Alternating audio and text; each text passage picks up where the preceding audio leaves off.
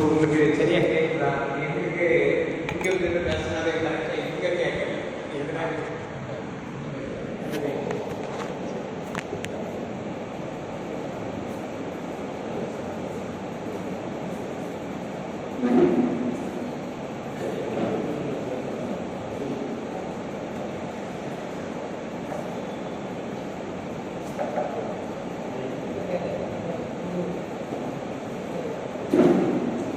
நம்முடைய பிதாவாகிய தேவனாலும் குமாரனாகிய இயேசு கிறிஸ்துவினாலும் பரிசுத்த ஆவியினாலும் உங்களுக்கு கிருபையும் சமாதானமும் உண்டாவதாக.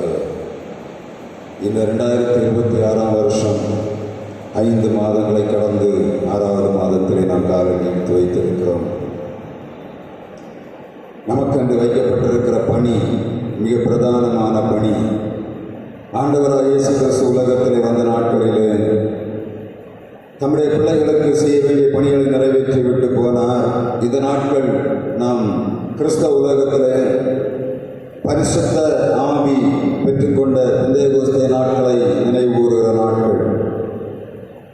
ஆண்டவர் தம்முடைய பிள்ளைகளுக்கு பரிசுத்த ஆவி அனுப்பிவிட்டு அவர்களை கொண்டு செய்ய வேண்டிய பணியை நிறைவேற்றும்படியாக தம்முடைய சீடர்களுக்கு கட்டளை கொடுத்தார். தெளிவாக கேட்குதா பேசுறது? நாம் அந்த பணியை தான் தொடர்ந்து செய்து வருகிறோம். இந்த நாளிலே செய்து கொடுக்கும்படியாக என்னை அழைத்த பிரதர் அவர்கள் சொன்னார்கள், இது ஒரு சமாரிட்டன் என்று சொல்லக்கூடிய நாள், இந்த நல்ல சமாரியன் என்று சொல்லக்கூடிய இந்த ஆர்கனைசேஷன் வழியாக நடத்தப்படக்கூடிய ஊழியம் என்று சொன்னார்கள். எனவே நான் ரத்தின சுருக்கமாக ஒரு 10-15 நிமிடங்களிலே உங்களுக்கு செய்தியை தந்தனுப்பும்படியாக விரும்புகிறேன். ஆண்டவர் தம்முடைய பிள்ளைகளை அழைத்து வேறு பிரிக்கும் போது அவளுக்கு ஒரு நோக்கத்தை கொடுக்கிறார். அந்த நோக்கத்தை பல்வேறுபட்ட வழிகளின் மூலமாக வெளிப்படுகிறது. நாம் செய்யக்கூடிய அந்த பணியிலும் ஆண்டவருடைய பிரசன்னம் நம்மோடு கூட இருக்கிறது. அனைவருக்கு ஆசீர்வாதத்தை தருகிறது. நம் கண்களை மூடி ஜெபிப்போம். அன்பு நல்லது நாங்கள் மக்கள் என்று செலுத்துகிறோம். நல்ல சமாரியனாகிய நீர் உங்களுடைய பிள்ளைகளோடு இடைப்படுவீராக. அடியே நல்ல கர்த்தர் பேசும்படியாக ஜெபிக்கிறோம். உங்களுடைய ஒப்பந்த கரத்திலே தாழ்த்தி ஒப்புக் கொடுக்கிறோம். இறைவன் இயேசு கிறிஸ்து நாமத்தில் ஜெபிக்கிறோம் எங்கள் ஜீவன நல்ல பிதாவே, ஆமென். லூக்கா 10ஆம் அதிகாரம் 30ஆம் வசனத்திலே ஒரு வார்த்தை சொல்லப்படுகிறது. ஒரு மனிதன் எருசலேமிலிருந்து எரியோவுக்கு போனான். கள்ளர் கையில் அகப்பட்டான். குற்றூராய் விடப்பட்டான். நல்ல சமாரியன் ஒருவன் வந்தான். அவனை அந்த கள்ளரின் கையிலிருந்து அவனை மீட்டெடுத்து அவனை தன்னுடைய சேவாகரத்தின் மேல் ஏற்றி அவனை ஒரு சத்திரத்துக்கு எடுத்துக் கொண்டு போய் அங்கே ஒரு நாள் தங்கியிருந்து அவனோடு கூட இருந்து அவனை கவனித்து அவனுக்கு ஏற்றவைகளை செய்துவிட்டு லூக்கா 10ஆம் அதிகாரம் 35ஆம் வசனம் சொல்லுகிறது, இவனை நீ கவனித்துக்கொள், நான் திரும்ப வரும்போது மீதி ஏதாவது இருக்கும் என்று சொன்னால் நீ அதிகமாய் செலவு பண்ணியிருந்தால் நான் அதை தருவேன் என்று சொல்லி சத்திரக்காரன் கையிலே ஒப்பு கொடுத்து விட்டு போனதாக வேதம் சொல்லுகிறது. சத்திரக்காரன் என்று சொல்லக்கூடியவன் யார்? அந்த அடிபட்டு வந்தவனை, குற்றுவீராய் வந்தவனை பாதுகாக்கிற பணி அவரிடத்திலே கொடுக்கப்பட்டது. ஆண்டவராகிய இயேசு கிறிஸ்து அவர் போன பின்பாக நம்முடைய பிள்ளைகளாகிய சீடர்களுக்கு கொடுத்த வாக்குத்தத்தம் என்ன? நீங்கள் பிதாவின் வாக்குத்தத்தம் நிறைவேற எருசலேமிலே காத்திருக்க வேண்டும். இவர் காத்திருந்தார்கள், பரிசுத்த ஆவியை பெற்றுக் கொண்டார்கள். அதற்கு அப்புறமாக அவர் செய்த பணி அப்போஸ்தலர் 1ஆம் அதிகாரம் 1ஆம் வசனத்திலே சொல்லப்படுகிறது. இதே காரியத்தை தான் நல்ல சமாரியனும் அங்கே செய்கிறதை நாம் பார்க்க முடியும். அப்போஸ்தலர் 3ஆம் அதிகாரம் 1ஆம் வசனம் சொல்லுகிறது, இந்த சீடர்கள் இருவர் பேதுருவும் யோவானும் இந்த ஜெபவேளையாகிய 9ஆம் மணி நேரத்திலே தேவாலயத்துக்கு நேராக வருகிறார்கள். வசனம் மிக தெளிவாக சொல்லுகிறது, இங்கே ஒரு மிக பிரதானமான பணி நடைபெறுகிறது. அதற்கு மிக முக்கியமான காரியம் நம்ம ஆரம்பத்தை முதலிலே பார்க்க வேண்டும். அப்போஸ்தலர் 3ஆம் அதிகாரம் 1ஆம் வசனம் சொல்லுகிறது, ஜெப வேளையாகிய 9ஆம் மணி நேரம். சீடர்களுக்கு ஒரு நேரம் வைக்கப்பட்டிருந்தது. என்ன நேரம்? ஜெப வேளை. அவர்களுக்கு தெரிந்தது, நாம் ஜெப வேளையில் எங்கே போக வேண்டும்? தேவனுடைய ஆலயத்துக்கு போக வேண்டும். இங்கே மிக பிரதானமான ஒரு காரியம் நடைபெற வேண்டியதாக இருக்கிறது. அப்போஸ்தலர்கள் பெற்றுக்கொண்ட பரிசுத்தாவின் வெளிப்பாடு அது மனிதனுடைய வாழ்விலே ஒரு விடுதலை உருவாக்கும்படியான காரியத்தை உருவாக்குகிறது. அப்போஸ்தலர் 3ஆம் அதிகாரம் 2ஆம் வசனம் சொல்லுகிறது, இங்கே பிறவி சப்பானியாக ஒரு மனிதனை கொண்டு வருகிறார். எங்கே? அலங்கார வாசலிலே. நாம் பாடுகிற அநேக நேரங்களில் அலங்கார வாசலாலே தேவனுடைய ஆலயத்துக்குள்ளே பிரவேசிக்கிறோம். தேவ நன்மையை பெற்றுக் கொள்ளும்படியாக அலங்கார வாசல் வழியாக உள்ளே வர வேண்டும் என்று நாம் அழைப்பு கொடுக்கிறோம். ஆனால் இந்த அலங்கார வாசலுக்கு முன்பாக ஒரு மனிதன் வந்து ஒவ்வொரு நாளும் உட்காருகிறான். யாரு? அலங்கோலம் நிறைந்த ஒரு மனிதன் அலங்கார வாசலிலே உட்கார்ந்திருக்கிறான். இங்கே வசனம் சொல்லுகிறது, பேதுரும் யோவானும் உள்ளே போகிறார். உள்ளே வரும்போது வசனம் சொல்லுகிறது, அவர்கள் இந்த பிரதிசப்பானியானவன் யோவானையும் பேதுருவை நோக்கி பார்க்கிறார்கள். நோக்கி பார்த்து ஏதாவது பிச்சை கிடைக்குமா என்று கேட்கிறான். பேதுரும் யோவானும் தேவனுடைய ஆலயத்திற்குள்ளே வருகிறார்கள். அவர்களுக்கு பாக்கெட்ல கை வைத்து பார்க்கிறார்கள். ஒரு பிச்சைக்காரன் உட்கார்ந்து பிச்சை கேட்டுக் கொண்டிருக்கிறார். ஆனா இவர்கள் யார்? 2 பேரும் அவனை விட மோசமாக பிச்சைக்காரர்களாக இருக்கிறான். அப்படிதானே? உண்டா இல்லையா? வசனம் சொல்லுகிறது, அந்த பிறவி சப்பானியை அவர்கள் எழுப்பும் போது அப்போஸ்தலர் 1ஆம் அதிகாரம் 6ஆம் வசனம் 7ஆம் வசனத்திலே சொல்லப்படுகிறது, இவர்கள் அவனை பார்த்து எழுப்பும் போது சொல்லுகிறார்கள், பொன்னனிடத்தில் இல்லை, வெள்ளியனிடத்தில் இல்லை, நாசனாகிய இயேசு கிறிஸ்து நாமத்திலே எழுந்து நட. அப்படிதானே? இப்ப பிச்சைக்காரன் கேட்கிறான், ஏதாவது கொடுங்க. இவர்கள் மேலே பார்க்கிறாங்க, தங்களிடத்துல ஒண்ணும் இல்லை. திடீரென்று ஒரு நினைவு வருகிறது, என்னது? பொண்ணும் என்னிடத்துல இல்லை, வெள்ளி என்னிடத்தில் இல்லை, ஒரே ஒரு காரியம் இருக்கிறது. என்னது? நாசனாகிய இயேசு என்று சொல்லக்கூடிய நாமம் என்னிடத்துல இருக்கிறது. அவனுக்கு தெரிந்தது, இதை விட பெரிய ஒன்றுமே தேவையில்லை. அவள் எடுத்து பிரயோகிக்க ஆரம்பிக்கிறார்கள். வசனம் சொல்ற அப்போஸ்தலர் 3ஆம் அதிகாரம் 6ஆம் வசனத்திலே, அவர்கள் பொன்னினிடத்திலே வெள்ளியனிடத்திலும் இல்லை, நாசனாகிய இயேசு கிறிஸ்து நாமத்திலே எழுந்து நட என்று சொன்னான். இப்பொழுது அவன் கைகளை கொடுக்கிறதை நாம் பார்க்க முடியும். கைகளை கொடுத்து அவனை தூக்கி விடுகிறார். 3ஆம் அதிகாரம் 6ஆம் வசனம் சொல்லுகிறார், அப்பொழுது பேதுரு, வெள்ளியும் பொன்னும் என்னிடத்தில் இல்லை, என்னிடத்தில் உள்ளது உனக்கு தருகிறேன், நாசனாகிய இயேசு கிறிஸ்து நாமத்தினாலே நீ எழுந்து நட என்று சொல்லி வலது கையினால் அவனை பிடித்து தூக்கிவிட்டான். உடனே அவனுடைய கைகளும் கால்களும் பலம் கொண்டது. அவன் குதித்து எழுந்து நின்று நடந்தான். நடந்து குதித்து தேவனை துதித்துக் கொண்டு அவனுடைய கூட தேவாலயத்துக்குள்ளே பிரவேசித்தான். நமக்கு ஒரே ஒரு முக்கியமான காரியம் உண்டு. அநேக நேரங்களில் பிறர் நமக்கு தருகிறதை கொண்டு நாம் உதவி செய்கிறோம். ஆனால் ஒரு மிக முக்கியமான காரியம் நம்மிடத்தில் இருக்க வேண்டும். ஜெப வேளை ஒரு மனிதனிடத்தில் வேணும். நம்முடைய ஊழியர்கள் ஆண்டவருக்கு பிரியமானதாக அநேக தேவனுடைய ராஜ்யத்துக்குள்ள வர வேண்டும் என்று சொன்னால், கட்டப்பட்டு கிடக்கிற ஜனங்கள் கட்டமைக்கப்பட வேண்டும் என்று சொன்னால், மிக பிரதானமாக வைக்கப்பட்டிருக்கிற காரியம் ஜெப வேளை வேண்டும். இன்னைக்கு கிறிஸ்தவத்தில் எல்லாம் செய்கிறோம், எல்லா காரியங்களையும் செய்கிறோம். மிக முக்கியமாக செய்ய வேண்டிய காரியத்தை மறந்து போவோம். என்னத்த? ஜெப வேளை இல்லை. அந்த நேரத்தில் எல்லா காரியங்களையும் நாம் செய்கிறோம். ஆனால் ஜெபத்துக்கு வேலை ஒதுக்கி இருக்கிறோமா என்று பார்த்தால் இல்லை. எந்த இடங்களிலே ஜனங்கள் ஜெபத்துக்காக நேரத்தை உருவாக்குகிறார்களோ, அந்த ஆர்கனைசேஷன் ஆனாலும் சரி, தனி மனிதன வாழ்வானாலும் சரி, குடும்ப வாழ்வானாலும் அது மேன்மை பெறும் என்பதை நாம் நினைவில் கொள்ள வேண்டும். இந்த அப்போஸ்தலர் 3ஆம் அதிகாரம் 1ஆம் வசனத்தில் மிக பிரதானமாக சொல்லப்பட்டது ஜெபம். 2ஆவதாக அங்கே மிக தெளிவாக சொல்லப்படுகிறது, கம் டுகெதர் என்று சொல்லப்படுகிறது. They were clubbed together and went to the church. அந்த சினகாகுக்குள்ளே செல்லுகிறார்கள். பேதுரும் யோவானும் முதலாவது ஜெப வேளையிலே குறித்த நேரத்துக்கு வருகிறார்கள். இருவரும் சேர்ந்து வருகிறார்கள். யூனிட்டி. ஜெபம் மாத்திரமல்ல, ஜெப வேலை மாத்திரமல்ல, யூனிட்டி மிக முக்கியம். ரெண்டு பேரும் சேர்ந்து அங்கே வர முடியாவிட்டால் ஒரு காரியம் நடைபெற. எந்த கூலியத்தை நாம் பார்த்தாலும் சரி, ஜெபம் அதனோடு கூட யூனிட்டி கண்டிப்பாக நமக்கு வேண்டும். நல்ல சமாரியன் வரும்போது நீங்க பார்த்தீங்கன்னா, அந்த எரிகோவுக்கு போகக்கூடிய வழியை நான் தேடி பார்த்தேன். இந்த மனிதனுடைய நிலைமை என்னன்னா, இது எருசலேம் இந்த கடல் மட்டத்திலிருந்து 1200 அடி உயரமான இடத்தில் இருக்கிறது. எரிகோ 2100 அடி அது பள்ளத்திலே கிடக்கிறது. இந்த மேலிருந்து கீழே போகக்கூடிய அந்த பள்ளமான பாதைக்கு வழியே இப்பொழுதும் அப்படித்தான் சொல்லுகிறது. அந்த வழி மேடும் பள்ளமும் அந்த வளைவு நிறைந்தது. அந்த இடத்தில் இப்பொழுதும் திருடர்கள் என்று கை போடக்கூடிய இடமாகத்தான் கிடக்கிறது. இயேசுடைய காலம் மிக பரிதாபமான காலம். அந்த நேரத்தில் இந்த மனிதன் எருசலேமை விட்டு எரிகோவுக்கு போகிறான்.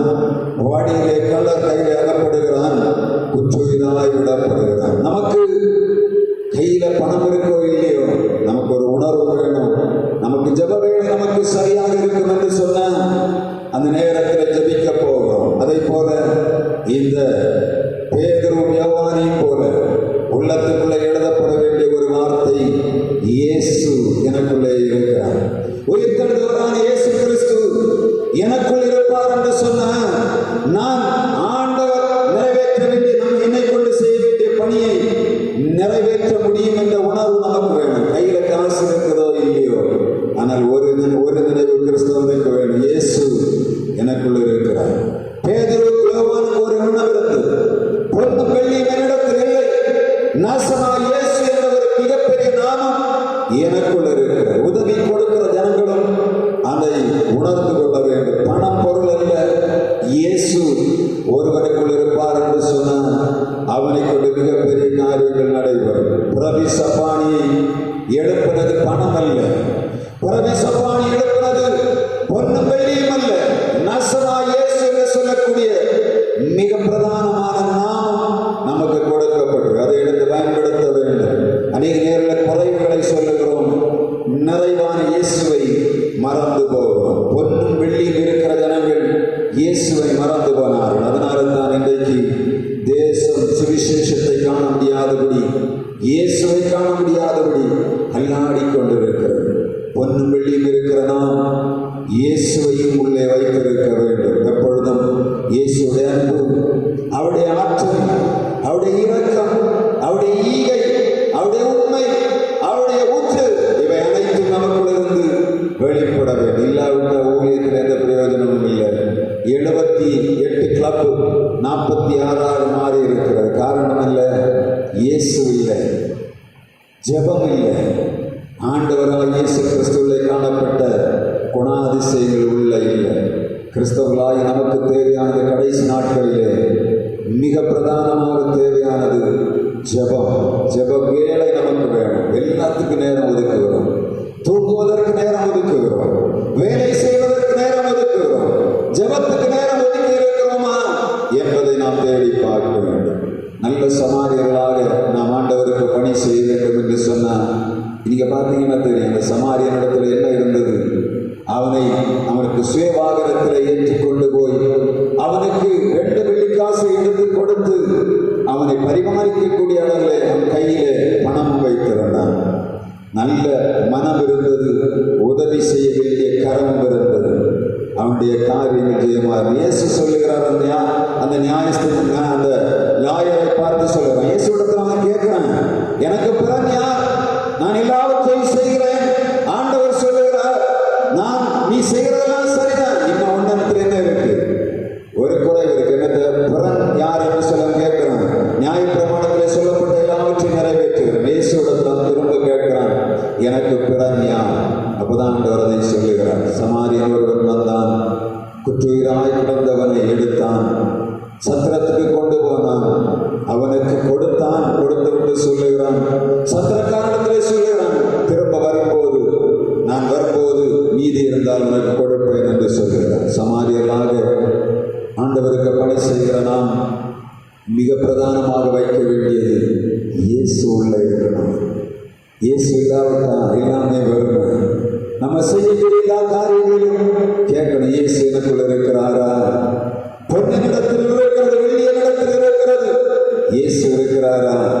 இருந்தா மாத்திரம்தான் நம்ம ஆண்டவருக்கு ஏதாவது செய்ய முடியும். இந்த நாட்களிலே நமக்கு மிக பிரதானமாக தேவை ஜெபம். இந்த நம்முடைய காலையில் பார்த்தீங்கன்னா நம்முடைய சபைகளிலே ஜெப நேரங்கள் ஒதுக்கப்பட்டிருக்கிற எல்லா திருச்சபைகளிலும் காலை நேரத்தில் ஜெபங்கள் நடக்கிறது.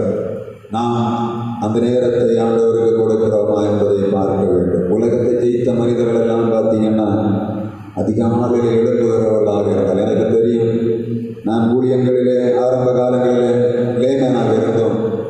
அப்பொழுது அந்த ஊழியர் சொல்லுவார், எல்லா மனிதர்களும் எழும்பும்பாக நான் எழும்புவேன். 3 மணிக்கு அவர் நான் எழும்புகிற பழக்கம் உள்ளவராக இருந்தார்.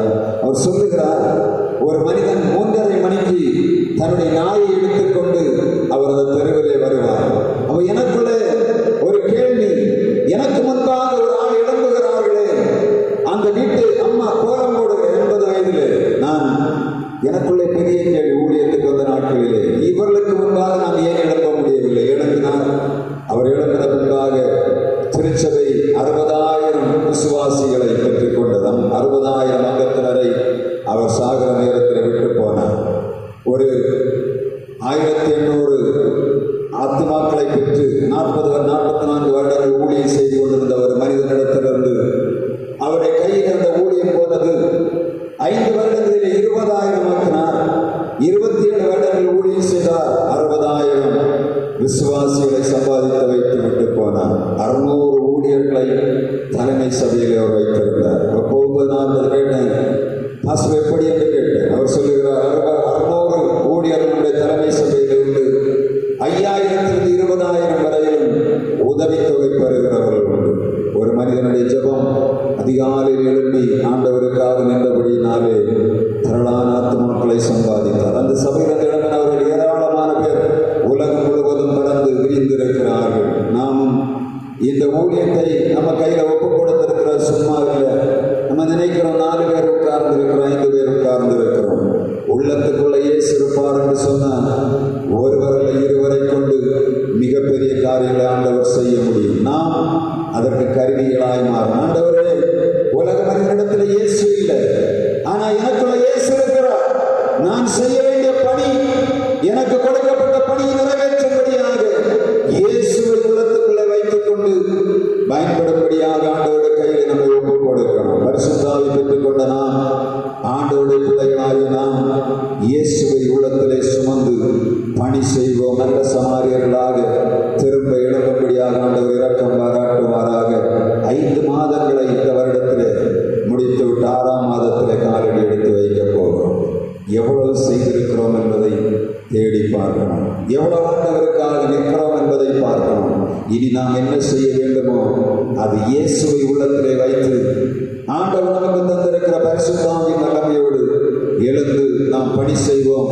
தேசத்தில் திரளான ஜனங்கள் அழிவுக்கு நேராக போகிறார்கள். எத்தனையோ குடும்பங்களை நாம் பார்க்கிறோம். சாராயத்தின் அடிமைத்தனம், போதை வஸ்துகளின் அடிமைத்தனம், இந்த தற்கொலைகள், கொலைவரிகள், வழக்குகள் இவைகளில் சிக்கிக் கொண்டு கிடக்கிறார்கள்.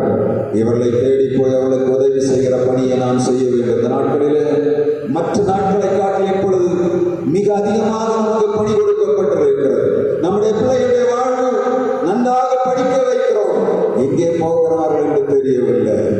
முடிவை நாம் தேடி பார்த்தால் இன்றைக்கு எல்லா காரியங்களும் எதிரடியாக கிடக்கிறது. நம்ம கடந்து வந்த பாதையை நோக்கி பார்த்தால் முடிவு இங்கே இருக்கிறது என்பதை தேடி பார்க்க முடியும். அவ்வளோ மோசமான சூழ்நிலையிலே உலகம் வந்துவிட்டது. நமக்கு நம்முடைய கையிலே கொடுக்கப்பட்ட பொறுப்பு இந்த ஜனங்களுக்காக பரிதவிக்கிறவர்களாக, இவர்களுக்கு உதவி செய்வர்களாக தெரிந்துள்ள நாம் ஆண்டவருடைய சமூகத்தில் இந்த நாள் ஒரு தீர்மானம் பண்ண, ஆண்டவரே, நான் ஒரு ஜெப வேளை ஒதுக்க போகிறேன். காலையில் எழுப்பி கொஞ்ச நேரமாவது என் குடும்பத்துக்காக, தேசத்துக்காக ஜெபிக்க போகிறேன். ஆண்டவர் என்னோடு கூட இருக்கிறார் உணர்வோடு பணி செய்ய போகிறேன். தேசத்தை ஆண்டவருக்காக நாம் ஆதாயப்படுத்துவோம். நல்ல சமாதிகளாக எழுப்புவோம். ஆண்டவர் நம்மை தொடர்ந்து நடத்துவாராக. நல்ல சமாரியன் இயேசு என்னை தேடி வந்தாரே. நல்ல சமாரியன் இயேசு என்னை தேடி வந்தாரே. ஆண்டவராகிய இயேசு கிறிஸ்து நல்ல சமாரியனாக நம்முடைய காயங்களை கட்டினார். அழிவின் குழியிலே கிடந்த நம்மை மீட்டெடுத்தார். இதற்காக திரளான ஜனங்கள் அழிவுக்கேனாய் கிடக்கிற ஜனங்களை மீட்டெடுக்கும்படியான பணியை நம்முடைய கையிலே ஒப்படைத்திருக்கிறார். மிக பிரதானமான பணி என்பதை நாம் நினைவில் கொள்ள வேண்டும். எரேமியா தீர்க்கதரிசியை கொண்டு ஆண்டவர் சொல்லும் போது எரேமியா புலம்பலே சொல்லுகிறார், எல்லா தெருக்களின் முனைகளிலும் மூர்ச்சித்து போய் கிடக்கிற பிள்ளைகளுக்காக நதியளவாக கண்ணீர் விடு. இரவு நேரங்களிலே எழுப்பி ஜெபிக்க வேண்டிய நேரம். தேசத்தை ஆண்டவர் இப்பொழுது நம்முடைய கையிலே தர முடியாதபடி கிடக்கக்கூடிய காரியம் நாம் நிர்விசாரமாய் கிடப்பது. அதிகாலையில் எழுப்புவோம். ஆண்டவருக்காய் பணி செய்யும்படியாக இயேசுவை உள்ளத்தில் ஏற்றுக்கொண்டு ஆண்டவர் நமக்கு வைத்திருக்கிற மிக பிரதானமாக கொடுக்கப்பட்டிருக்கிற பணியாகிய நீங்கள் வெளியே புறப்பட்டு போய் சகல ஜாதிகளின் சிஷ்யராக்கி பிதா குமாரன் பரிசுத்தாவி நாமத்தினால் அவளுக்கு ஞான ஸ்நானம் கொடுத்து நான் உங்களுக்கு கட்டளையிட்டு அவள் கை கொள்ளும்படி உபதேசம் பண்ணுங்கள் என்று சொல்லி போன கர்த்தருடைய கட்டளையை நிறைவேற்றுவோம். கர்த்தர் தொடர்ந்து உங்களை ஆசீர்வதிப்பாராக. ஜெப வேளை ஒருக்குவோம், இணைந்து பணி செய்வோம். தேசத்தை ஆண்டவருக்காக நாம் ஆதாயப்படுத்துவோம். கர்த்தர் தொடர்ந்து உங்களை ஆசீர்வதித்து நடத்துவாராக. ஆமென்.